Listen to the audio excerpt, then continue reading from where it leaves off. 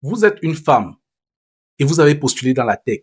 Il y a de fortes chances que votre candidature ait été éliminée par une intelligence artificielle sans jamais être lue par un humain. C'est exactement ce qui est arrivé chez Amazon. Cette histoire n'est pas anecdotique. Elle est fondamentale pour comprendre comment fonctionne l'intelligence artificielle au sein des organisations. On parle ici d'une intelligence artificielle parfaitement rationnelle qui a pourtant dû être abandonnée. En 2013, Amazon développe en interne un outil expérimental de recrutement basé sur l'intelligence artificielle. Sa mission est simple, analyser et tirer automatiquement les CV afin d'identifier les meilleurs candidats. Pour entraîner, Amazon fait ce que font 99% des entreprises. Ils utilisent la donnée historique. À l'occurrence, environ 10 années de décisions de recrutement.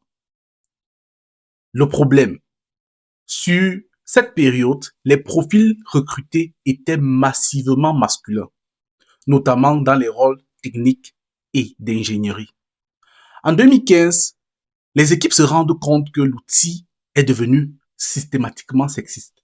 Il pénalisait les CV qui contenaient les mots femmes ou women. Pire encore, l'algorithme avait appris à déclasser les diplômes de 2 universités pour femmes réputées. L'intelligence artificielle n'a pas appris qui était compétent, elle a appris qui avait été recruté. C'est une différence cruciale. Statistiquement, elle a déduit que certains signaux linguistiques réduisaient la probabilité de succès. Par exemple, le mot women. Un CV notamment mentionnant women était systématiquement ou mécaniquement moins classé qu'un CV mentionnant men ou homme. Pourquoi? Parce que dans les données passées, ces profils apparaissaient moins souvent parmi les personnes recrutées. Imaginez vous demander à une intelligence artificielle de vous recommander les meilleurs musiciens en se basant uniquement sur les ventes des années 80.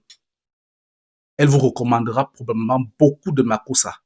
Non pas parce que c'est intrinsèquement meilleur, mais parce que c'est ce qui dominait le marché à l'époque. Et c'est ici que naît le débat, mais également où beaucoup se trompent. L'intelligence artificielle n'a pas discriminé. Elle n'a fait qu'optimiser une fonction objective implicite, ressembler le plus possible à une décision passée. Elle a simplement amplifié un biais préexistant en lui donnant une apparence scientifique objective. Amazon a compris le risque de l'outil et n'a jamais été déployé officiellement. Il a été arrêté net, non pas parce qu'il ne fonctionnait pas, mais parce qu'il fonctionnait trop bien sur de mauvaises fondations. Ce cas illustre 2 principes fondamentaux en intelligence artificielle. Premièrement, le principe de garbage in, garbage out. Une intelligence artificielle est capable de dépasser la qualité éthique, sociale et statistique de ses données.